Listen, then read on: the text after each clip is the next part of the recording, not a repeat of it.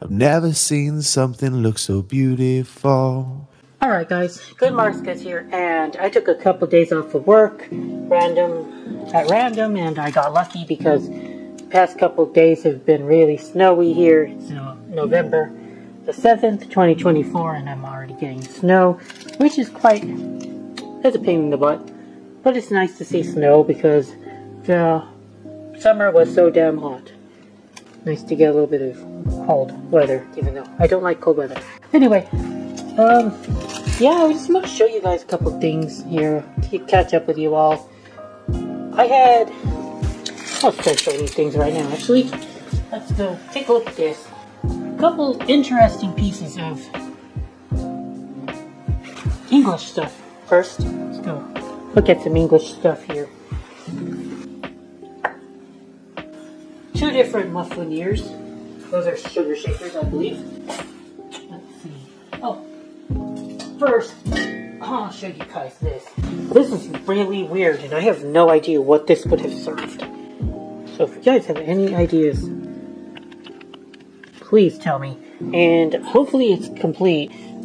Probably is missing like a spoon or something. But see, it opens up here, and then the dish is all like, ooh. Can't fit much in it. Maybe like, this would be a hell of a way to serve. What would I serve in this? Potatoes? What is the modern equivalent of something you could serve in this nowadays? Macaroni and cheese? What would they have served in it in the 1800s, 1900s, early 1900s? I don't know when it would have been made. And you don't have marks here. No marks, except for the foot here. This is the number. Oh, let's see. 49. 49, and then either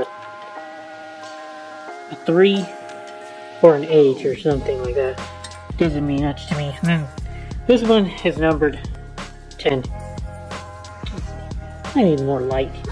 Okay, get a bit more light in this place. Well, shoot. It's very ornate and detailed though, and I didn't polish it up, but it's already kind of polished up, and it's in good condition. I'm very curious what somebody else could tell me about this. I think it's English. I think it's British or English or Sheffield or whatever. I don't think it's American. Anyway, this is definitely English. We have two different sugar shakers here. I think they're both for sugar. Powdered sugar. Back in the day, I guess powdered sugar was more popular. We don't really use powdered sugar for anything nowadays, but for donuts. But let's see. Oh, Elkington plate is the marking on this one, and I know the Elkington plate is a pretty. Elkington and Company was a pretty big and well-known maker of silver and silver plate back in the day. I think they also made sterling. I'm not 100% sure about that, but I'm pretty sure that they did. But it's in great condition for what it is, and I don't know how much a collector would give me for this, but I don't think it's worthless. So I was able to pin this down to 1931 using this resource ASCAS.org, American, and ASCAS stands for Association of Small Collectors of Antique Silver. They're a really, really good resource. This one I don't know anything about. I think it's also plated, but it's very dull this time. And it looks like the bottom, like little circles here, and it feels like it's been cast. I feel like it's been cast, and it would be less valuable than the other one, I would imagine. It does have a marking on the inside, I think. Oh, all I'm getting at with the marking is Made in England on the inside of it.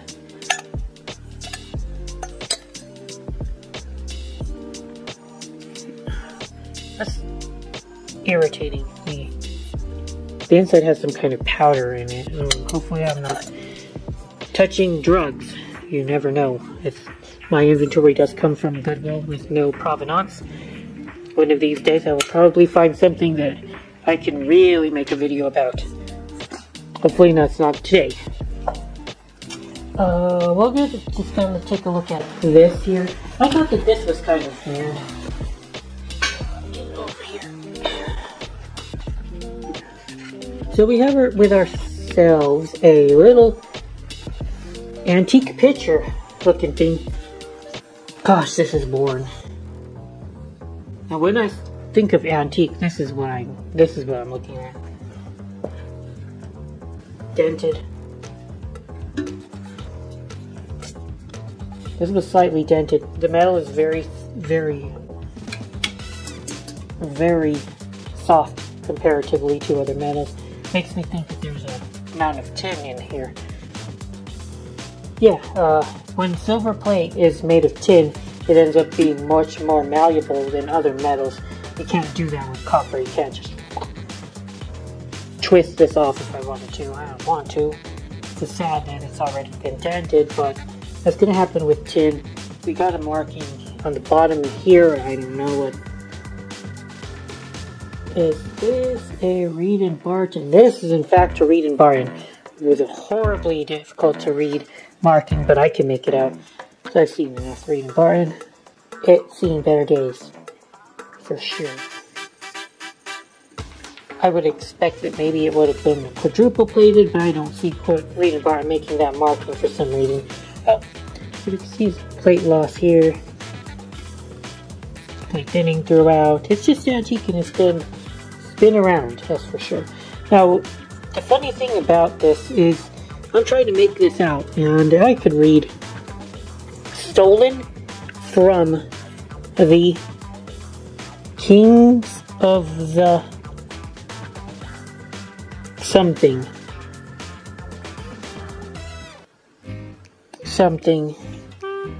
1891 Robert G.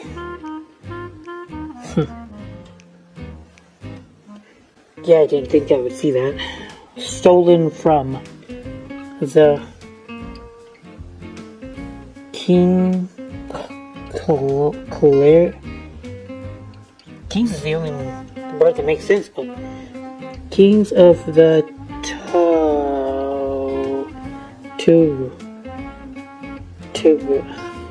Why is cursive so hard to read? It's not supposed to be. When they make inscriptions in cursive, though, I'm always baffled.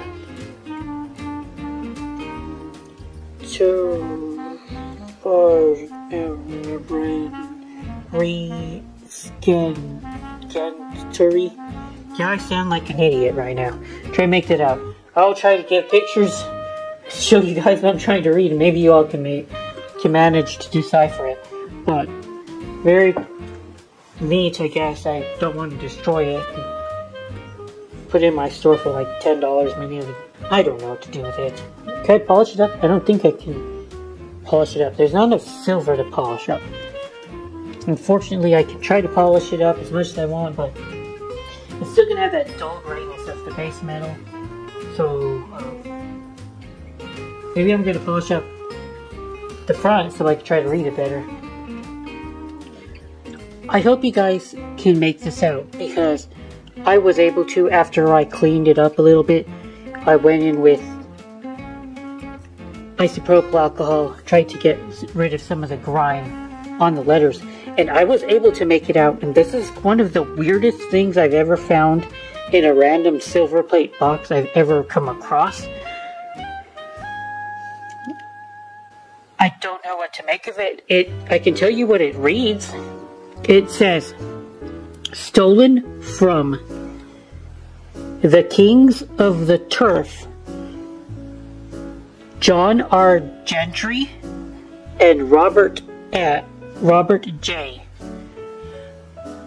And then on the bottom here, it has the numbers 2, 0, 0, and 1/2. And then on here, it says 2, 2, and then 0, 1 and 1/2. There we go.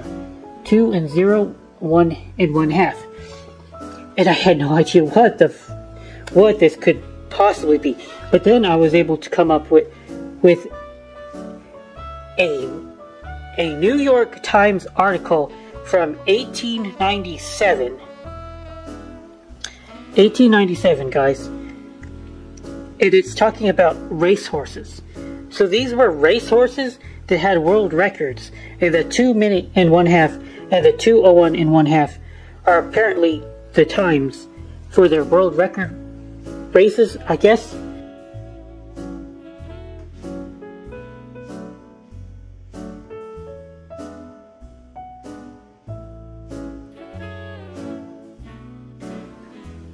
But why does it say stolen from? Stolen from these horses?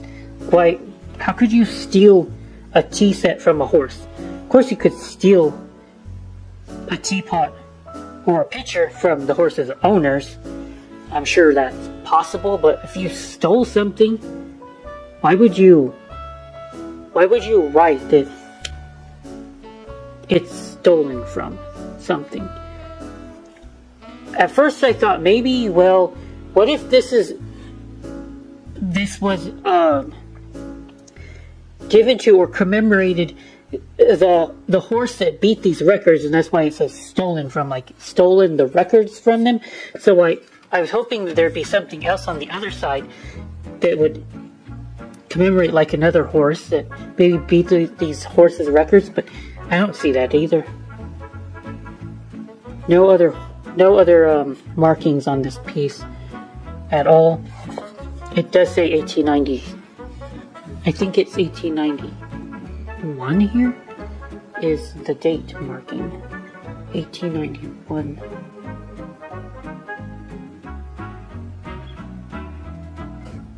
It's such a weird piece. I feel like it should be somewhere else that's not in my hands because I don't quite care for it, but I feel like there could be somebody that wants it. I just don't know how to find that person.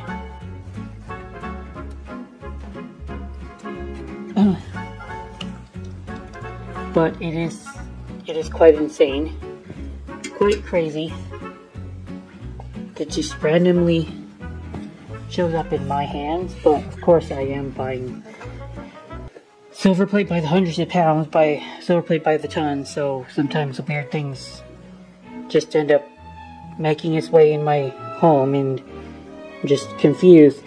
And overall the condition is it's pretty bad. Plate is lost all over.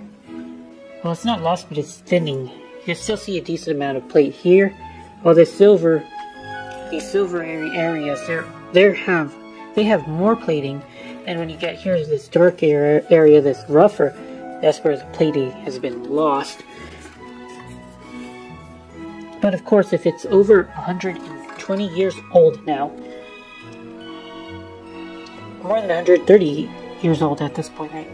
91 is what it's dated to, then you're going to have some condition issues, of course.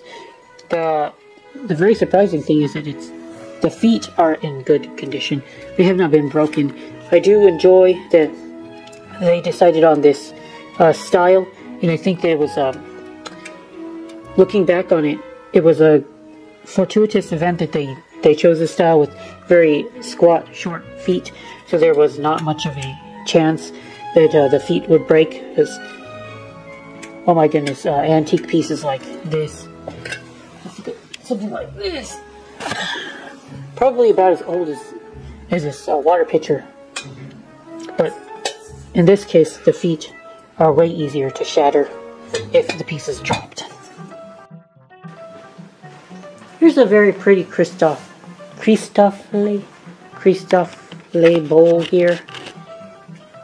That silver plate, that's gonna go for a premium for me. Really love it. It's very beautiful. We've got ourselves some kind of vine here. We do see the marks of Christofle right there.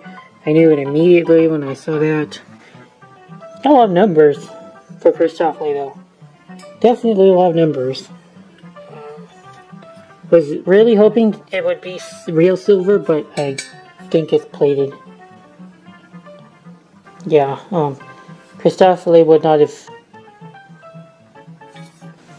made these marks if it was real silver. We would have found the Minerva marking. Oh well, but it's still very gorgeous, very, very gorgeous, and I want something out of it. I don't know what yet. So I researched the value, put it in my store for way too much, and then slowly lower the price because it sits around. Here's a sterling find of the week today. I went ahead and gambled on these candlesticks. Yeah, candlesticks. So here was what I was thinking, y'all. I was like, we're gonna bid for about what I expect them to go for if the big ones are in fact weighted.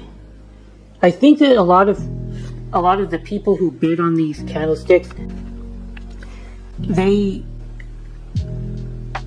were assuming that it was weighted. You know, weighted, right?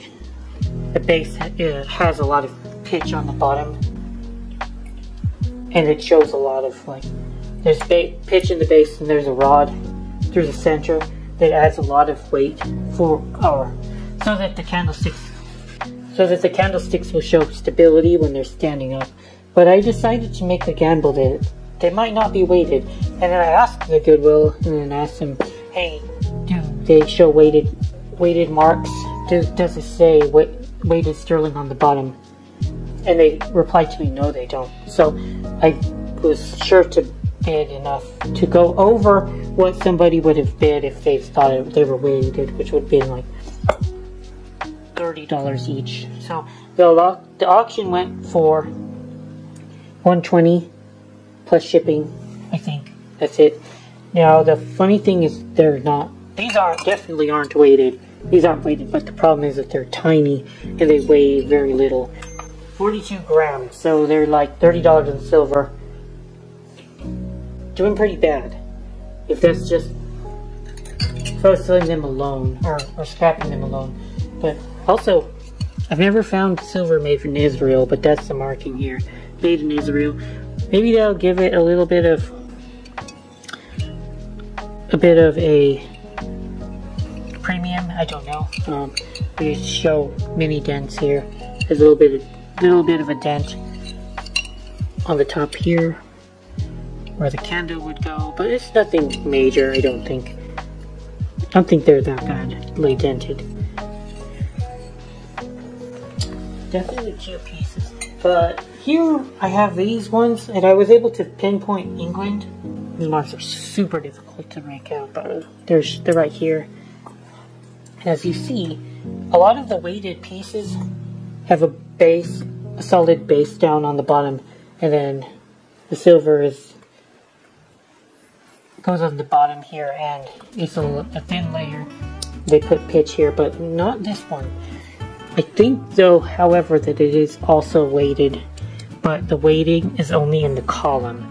And I have not come across that kind of thing before. So if it was solid silver, I would have done fantastic, but I still think it's weighted, and I will do okay, but probably not gonna profit on this one this time. Yeah, I think I gambled on whether they were weighted and would be more silver than they were. The marking is so hard to see on these. Okay, so I cleaned up the marking a bit, and I was able to decipher Gorham here. We know Gorham from the anchor in the middle. If you see any silver with an anchor, it's usually Gorham. I don't know if anybody else used that anchor, but I'm going to say it's usually Gorham. And then we even see a little lion. And Gorham used a lion too. It's different from the English hallmarked lion. They couldn't copy it exactly, but it is similar. And I do like how they only put that lion on their silver as well, so they don't confuse people. Even though it's different. The marking, when Gorham used their lion. It was part of their maker's mark, right? As part of a maker's mark, along with the anchor. Whereas when the English use their lion, it's part of a hallmark going through the assay office. But Gorham's hallmark is actually the word sterling. Does that make sense? It's all legally confusing and kind of mumbo-jumbo-ish, but I hope I can explain that a little bit. And it's not very detailed, and I could be wrong in what I think as well. So if anybody else has any clarification about that, please put it in the comments. Thanks.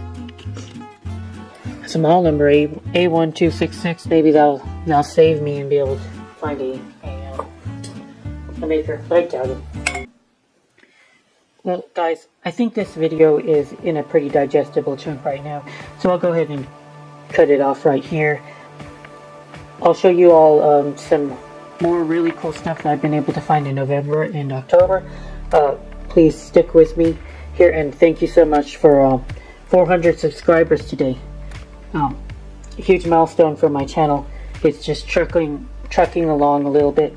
I know that my content is very niche, so it's amazing that I'm starting to get some interest in my specialty, and I want to do everything I can to keep people from immediately having this visceral instinct to just throw away anything that's marked silver plate, as it is not real silver.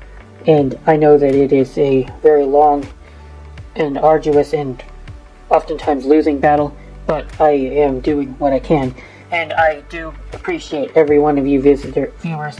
I love you guys all. Thank you very much. Good Marks goes out.